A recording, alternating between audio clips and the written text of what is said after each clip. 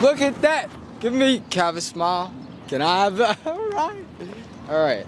I don't want it to seem like an interview, so I'm gonna let you, if you want to hold it. Yeah, sure. I guess your younger self, I don't know how tall she was. She was just tall. She was tall? Alright, so your younger self, I guess you could use this as an eyeliner if you want. Just speak to her. Before we start, do you have any particular subject that you're interested in terms of about work or about life? Whatever the heart says. Whatever the first thing that comes to mind is what you truly want to say. Okay. Definitely be yourself. Stop being afraid of what people think about your body because no one cares. Definitely the other thing that I would tell her is no one cares what you're wearing or what you're doing or what you're not doing. Literally everybody's too busy and within their own heads to care about every nuance about yourself. And the other is think really hard about your career and the fact that you might change your mind. It's going to be a little bit harder than you thought, but it'll be fine. It just requires a little finesse and patience. Plan A for your career? Oh, my plan A, I was going to be like a political reporter. I'm Puerto Rican, so it would be like weird local politics, and I was super excited, and then I got to finally cover politics and I hated it so much. What do you hate about it? Give me a rant. There's no rant. It's just that I am extremely allergic to just having to wrangle people and having to make people who don't want to talk to me. I'm as soon as somebody tells me, it's you have to convince them to like you. And I'm nope, I'm over it. Yeah. That was plan A. And then I changed and I was ooh, I want to be a culture journalist and music journalist. And I was and it's still going on, but it is not my main job. Now I do it for pleasure.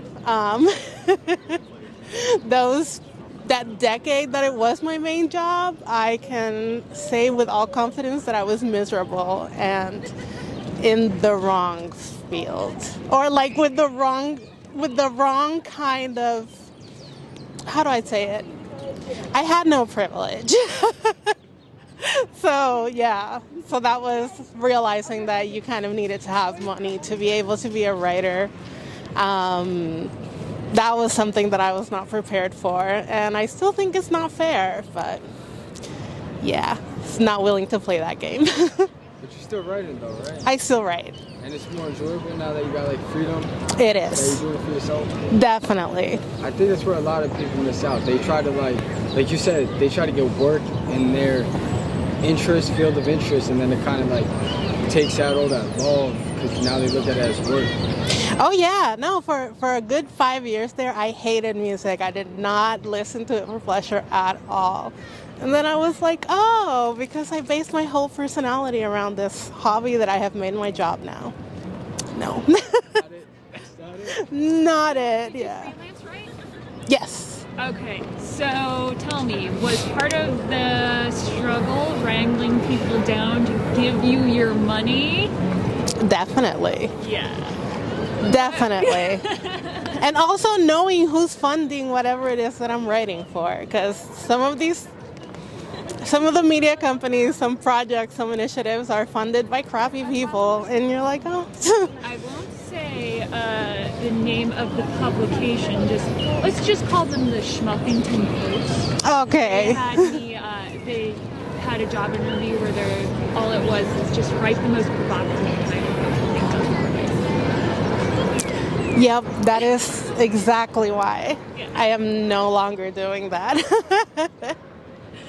But yeah, just more patience and think outside the box, because everything that you knew is gonna fall apart and it'll be new. I graduated and went to the job market in the like 2008 recession. I'm praying for you. So it's like everything I knew just became obsolete in like a year. I was like, oh, okay. So yeah, be willing to change. Okay, so if your younger self saw you now, how do you think she would feel about you? I don't know. I think she would probably kick my ass for being so depressed sometimes. Oh, thank you. Yeah, I think like I used to be like a super punk kid, and I still am a punk, just grown up. Oh yeah, I see it with the pin right Oh, yeah, no, I think definitely there would have been sort of a talk where it'd be like, why did you sell out? Why did you do this? And then me just being like, it's not. Nobody likes capitalism, but there's no other system. So, yeah.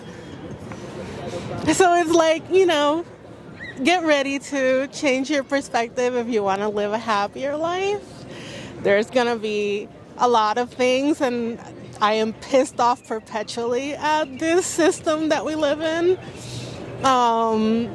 I also want like my country to be free of colonialism, so that's like a whole other burden on me. You said in front of the colonial style houses. Yeah, sorry. They're beautiful though.